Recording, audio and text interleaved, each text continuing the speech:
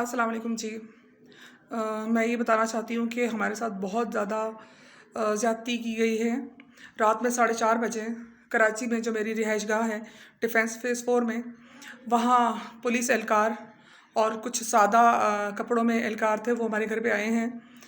और मेरे घर पे मेरी सास और मेरी नंद और मेरा ड्राइवर घर पे मौजूद था। मेरी सास की गुज़िश्ता 1 हफ़्ते से तबीयत ठीक नहीं थी और वो जो है हॉस्पिटल में एडमिट थी।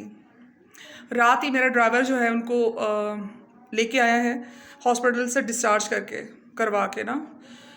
तो रात में ये लोग घर में दाखिल हुए हैं हमारे घर में और इन्होंने मेरे ड्राइवर को उठाया और मेरी गाड़ी जो मेरे घर के बाहर खड़ी हुई थी वो गाड़ी साथ ले गए हैं, मेरे ड्राइवर को ले गए हैं। और कुछ टाइम के बाद हमें पता चलता है कि मेरे ड्राइवर का इन्होंने मर्डर कर दिया है, कत्ल कर दिया है।